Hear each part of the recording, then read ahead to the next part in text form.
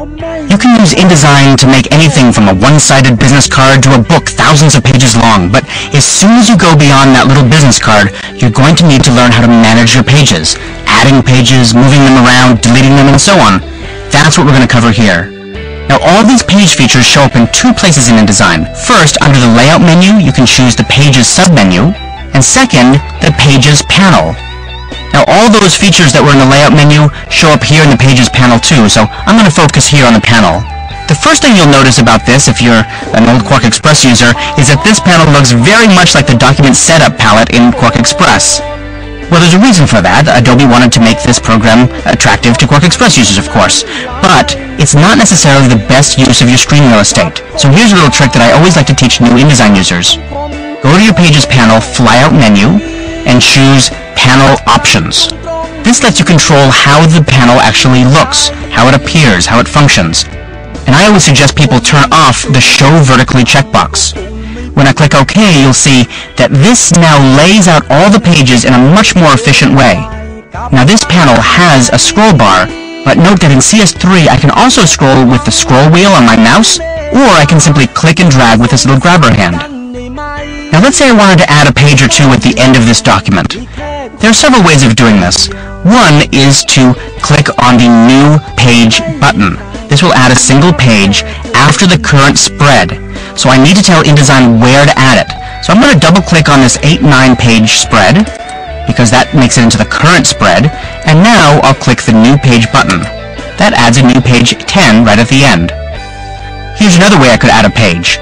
Go to the flyout menu and just choose Insert Pages. Here I can add as many pages as I want. Maybe I want 12 pages after whatever page I want, or I can say add them at the end of the document. Now I've got lots of pages in my document. Here's one more trick to adding new pages. If you already have a spread that looks pretty good and you want to duplicate it, simply select it, hold down the Option on Mac or Alt on Windows, and drag it. And that duplicates the spread, so you have two of the same, 1 and 2. They're exactly identical. Now what happens if I want to delete all of these, or a few of them? Well, I can select a page simply by clicking on it, and then pressing the Delete button. Or if I want to delete a bunch of pages, I can select the first one that I want to delete, and then shift-clicking on the last one. That selects all the pages in between, and pressing the Delete key. Now it's warning me that there are objects on these pages that I'm about to delete. Yes, I actually do want to delete those. And now I'm going to go ahead and just delete all the rest of these as well. Now the last thing I want to show you here is how to move pages around. If you're moving a spread here or a page there, you need to know how to do that. So all you do is select the spread and drag it. When you drag it, you'll see this thick vertical line, that thick black line that appears, that says put the page right here. Put these pages in between these two other spreads. It's as simple as that. Drag and drop. Problem is if you have a long document, dragging and dropping is going to be very tedious very quickly. So Adobe added a feature called Move Pages. Here we can say exactly which pages to move where. And I could say I want to move pages 1 to 4 and also add 6 on there to the end of the document. And it's going to go and move all of those pages right to the end for me. Now when you start adding a lot of pages to your document, like for a book, you're probably going to want to break the pages into sections, and I'll cover that in the next movie. Let's say your InDesign document contains all the pages of a 100-page book, and the first 20 pages are supposed to be numbered with Roman numerals. Or let's say you have a single document, but you needed to start on page 47. In either case, you need to use the Pages panel to define one or more sections of your document. You can always tell where a section begins in the Pages panel because there's a black triangle right above that page. And of course, the first page of a document is always a section start. Let's say I wanted to start page 4 as a different section though. I select page 4, go to the Pages panel flyout menu, and choose Numbering and Section Options. Here I can control all my page numbering options. For example, what page do I want it to begin at? Or what kind of numerals I want. If I want Roman numerals, just choose them. I'll click OK, and we can see that now in our Pages panel, we see pages 1, 2, 3, and then it switches to Roman numerals. There's something I need to tell you about how InDesign handles sections. It's just really incredibly annoying, so I better tell it to you. If I go to the layout menu and say go to page, and then I specify which page I want, let's say the page 6, it's going to tell me that page doesn't exist. Why? Because I've changed the name of the page. It's no longer 6, it's VI. I have to type VI in here. Now when I click OK, it's going to tell me there's still not a page called that. Why? Well, this is the annoying part. Let me click OK, click cancel, and show you something. I'm going to go back to that dialog box, and there's a little shortcut that you can use. Just double click on that little triangle. Double clicking on the triangle brings up the same dialog box. Now when you create a new section, it automatically places a section prefix in here, SEC1:. Why does it do that? I don't know. I think it's insane. So I always recommend people select that and delete it. Now the name of the page really will be VI. Click OK.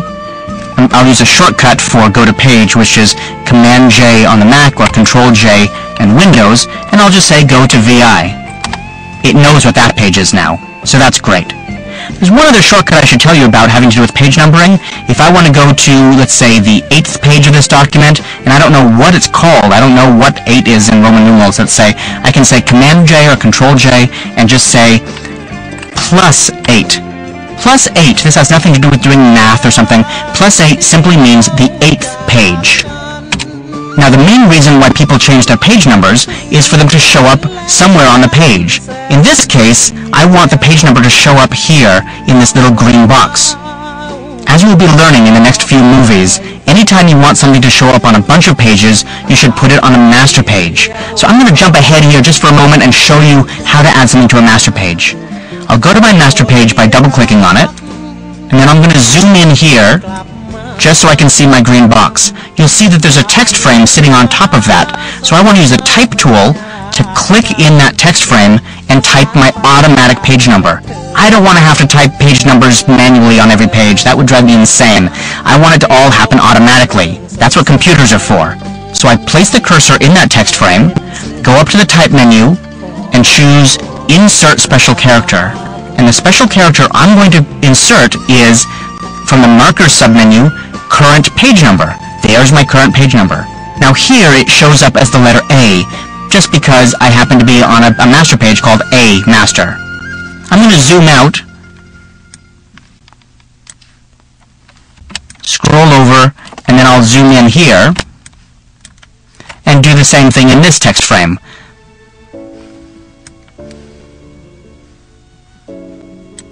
Now I have a page number on the left-hand pages and right-hand pages, and I can see those numbers simply by going back to my document page. I'll double-click on this spread, zoom out, and then zoom back into the area that I want to see. Automatically, the page number is added to my document page. If I go back and change my section, let's say I'll double-click on this, and why don't I just take this section out by turning off the Start Section checkbox. Click OK. You see that now, suddenly, all the page numbers have changed back to their original form. Now, for some reason, InDesign insists on recentering the spread on the page, which is a little frustrating, so I'm going to have to go back in here and zoom in again. But you can see up here in the upper left-hand corner, the page number has updated automatically for me. Now that we've had a little taste of master pages and what you can put on them, it's time to dive in for a feast. The next few movies cover everything you need to know to gain a mastery over your master pages. As I said in the last movie, you should use master pages whenever you have text or graphics that appears repeatedly throughout your document, such as a page number or a logo. We saw how to add a page number to a master page in the last movie, but now let's learn how to go even further and create more master pages and more master page items. I've created a new document here, and I want to add stuff to its master page. To view the master page, I can double-click on the master page icon or name here. Note that there's nothing special looking about a master page, it's just a blank spread. There's no special icon that says it's a master page. But you will notice that down in the lower left-hand corner of the document window, it says A Master. That's the name of this master page. This area also lets you navigate back and forth between your master pages in your document. So I can click on this little arrow and move between my master page and document page 1. Now I want to add something to my master page, so I'm going to go to the File menu and choose Place. This lets me choose text or graphics, or in this case, a snippet file out of the Chapter 5 files It imports the snippet, and in this case I have a choice whether I want to place it anywhere on the page or remember the geometry. I'm going to hold on the Option on the Mac or Alt on Windows and click anywhere I want. That tells InDesign to remember the geometry and place those objects exactly where they were in the original document. Let me scroll over here so we can see our right-hand page as well. You can see that there's a logo and an area for our automatic page number. Let's go ahead and add a text frame here too. I can use my Type tool. I'm going to drag out a text frame on this master page. Now I want another one over on the other page. So I'm going to hold on the spacebar, Option spacebar, or Alt spacebar, scroll back, and I want to duplicate this over here. Little shortcut to duplicate, use the selection tool, Option on the Mac or Alt on Windows, drag an object over. When you hold on the Option or Alt key, it turns the selection tool into a duplicate tool. So now I have a duplicate of those text frames, one on the left side, one on the right side. Now it's time to go back to page 1 of my document. I could use that area in the lower left corner, but I'm a little bit closer to the Pages panel, so I'll just double-click up here. Here's page 1, and you can see that all the master page items have shown up. Now you may want more than one master page in a document. For example, you might want one master page to define the look and feel of your advertising pages and a different master page to define the look and feel of your editorial. You can do that. In this document, I only have one master page. To add a new master page, I go to the Pages panel flyout menu and choose New Master. It's going to ask me what I want the name of my master to be. Let's go ahead and change this to Advertising. And we're going to say how many pages are on here. It's just going to be a 2-page spread, so we'll leave that alone. And I'll click OK. I'm going to talk about Based on Master in a later movie. Now you can see that I have 2 master pages listed up here in the Pages panel. I'll give them a little bit more room by dragging the area between the master pages and document pages. Now if I want to add 2 pages to my document, I'll go up here and choose Insert Pages. And I'm going to add 2 pages after page 1, and I'm going to base them on Master Page B. I can tell if these are Master Page B because of the little icon in the corners of these thumbnails. I don't have anything on Master Page B yet, so they come out looking blank. Let's go ahead and double-click on the master page and add something. Now I'm going to choose the Frame tool and draw out a big rectangle on the left side and another one on the right side. I'll select both of these frames, and using the Swatches panel, I'll set their fill to yellow. Now when I go back to the Pages panel, you'll see that the document pages have automatically updated to be yellow. What if I want to apply Master Page B to document page 1? Well, there's several ways I could do that. One way is simply to drag Master Page B on top of document page 1, and that adds it. So that would work. Let me undo that with a Command-Z or Control-Z. Here's another way. I'll go to the flyout menu and say Apply Master to Pages. Now this is clever because I can say I want to apply Master Page B to any number of pages.